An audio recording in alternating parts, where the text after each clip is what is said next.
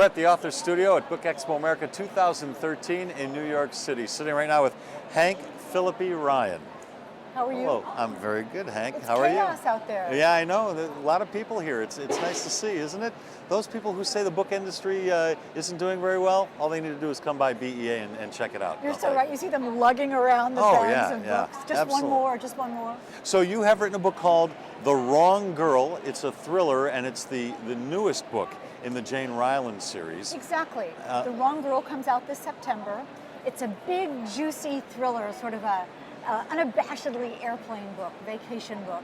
My goal with the book is to have people be on a plane trip, and when you arrive in wherever, to say, "Oh, I wish I weren't here yet. I wish, because I want to read one more chapter." Can't wait to get back to the room so I can finish off the book. Yeah. The first one was very successful. I understand it's already won an award. The first book, The Other Woman, just won the Mary Higgins Clark Award this year. It's nominated for the Agatha and the Anthony and the Daphne. So I am floating with happiness for how well this book has been received. Now, as a full-blooded American male, I'm very intrigued by the titles of your book. The Other Girl and this one, The Wrong Girl. The Other Woman and The Wrong Girl. The Other Woman, exactly. The Other Woman, I'm sorry. So tell me about The Wrong Girl, because I've dated a few of those before. Well, I was saying this, I was just saying that who the readers are for this is anyone of any age who knows what the wrong girl could mean.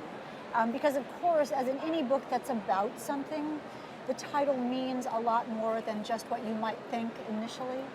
In this case, the main character, Jane Ryland, is a television reporter who's lost her job because she refused to reveal a source. And she gets a sort of low-rung job on a local newspaper, trying to sort of get her reputation back. And one of her friends comes to her and says that she's been spending years looking for her birth mother. And finally, the adoption agency linked her up with a woman who's supposed to be her birth mother after all these years. But she suspects she's the wrong girl. She suspects that this adoption agency has sent her to a woman who's not really her mother.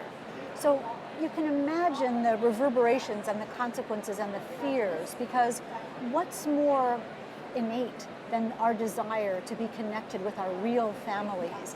And what if an adoption agency is lying about it, just for their own benefit, whatever we would discover that would be? Now, is this based on something in the real world, or was this just a creation from your mind? Well, I'm a television reporter. I've been a television reporter for 40 years now, actually. I was doing math, that's scary.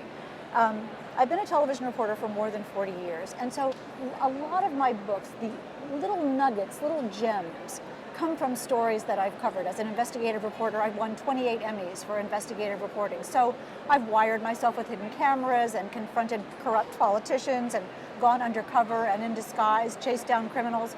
But this book came from just a what if. You know, I have a friend who was looking for her birth mother, and she was so excited to hear that she was being linked up with the woman that she'd been wondering about, missing for 25 years. And then when she met her, she started wondering whether that it didn't feel quite right, that something just wasn't quite right. Now, of course, you're not going to be instantly bonded, but as a thriller writer and as an investigative reporter, I started wondering what would happen if there was the wrong girl. Could that really happen? And in doing research about it, I found that it really could happen. And that's the interesting part about a thriller like this, that it's not nuclear war, and it's not the plague, and it's not zombies, not that there's anything wrong with that.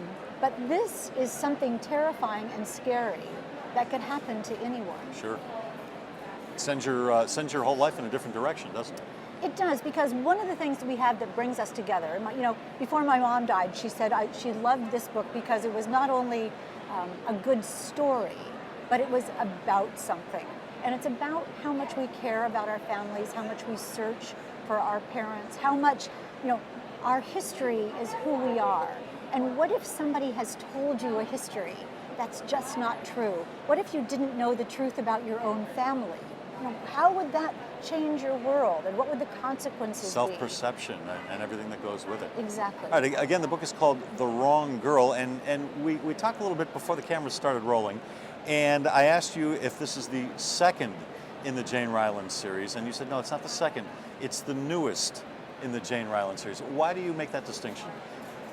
just like a Lisa Scottolini book or a Lisa Gardner book or a Sue Grafton book, you can start the Jane Ryland books in any order. Okay. So it's the new one because it's the one for people who haven't read the other ones. Got it. There'll be more coming, certainly. I'm in the midst of writing the next one right now. So next year at this time, we can talk about the next book. Do you have a title for it? Oh my goodness, no. But if any of our listeners can think of one, email me at hankphillippyryan.com. All right. I'm desperately looking for a new title. This one is about a bank officer who changes mortgage documents to make people look like they're not in foreclosure anymore. She decides banks have been bailed out long enough and it's time for people to be bailed out. But the new one, The Wrong Girl, comes out this September. So Hank, how do you juggle the writing? You obviously are a prolific writer, and the TV news journalism business. Well, that's such an interesting question, Les, because I am a television reporter. I go to work every day at the NBC affiliate in Boston, where I've worked since 1982, of all things. And I do investigative reporting. I do good stories every day. And over all those years, I've learned how to tell a good story. That's what it's all about. And when I had an idea for my first book, I knew that I wondered whether my imagination could make stuff up. You know, this is antithetical to everything I've done for all these years as a reporter. Well, sure, you're an objective reporter. You report about what you see and what you hear. In this manner, in this area, you're just making stuff up. You're coming up with your own ideas. Exactly, and that's so different and so new. And I wondered if my imagination would work that way. I honestly thought, if I sit at my computer and just come up with a new world out of thin air, what will happen? And it's turned out to be an absolute joy. To create characters that have never been created before, to create a world that's never been created before. There's a Stephen Sondheim musical, Sunday in the Park with George, where the painter George Seurat talks about, look, I made a hat where there never was a hat. And that's sort of what I feel like as an author. I'm making a world where there never was a world. And it's incredibly special. It's an incredible joy to have that. How do I find the time? How do I juggle? Right. Oh my goodness, somebody asked me what I would call my autobiography, and I said The Juggler, you know, because it is a lot of compartmentalization. I'm very organized, and I'm incredibly driven to tell the story. I can't wait to find out what happens in my books because I have no outline. So what happens in the books is a surprise. So when people say to me, wow, I couldn't believe what happened in the end, I say, yeah, me too. I mean, talk about a surprise ending. I surprise myself every day. There's the common thread. As a news journalist, you are a storyteller. The stories are just a little shorter. They're a minute and a half, a minute 45. Here you get a little more time and a little more space to tell your story. That's got to be fun. When you're sitting at the computer and you have a good idea and the world just falls away and you get to spin this tale that no one's ever told before and no one's ever heard before, that is quite terrific. Very cool. And this tale is called The Wrong Girl. The author is Hank Phillippi Ryan. Hank, good luck with this one. Thank you very much. Thanks for having me. Sure.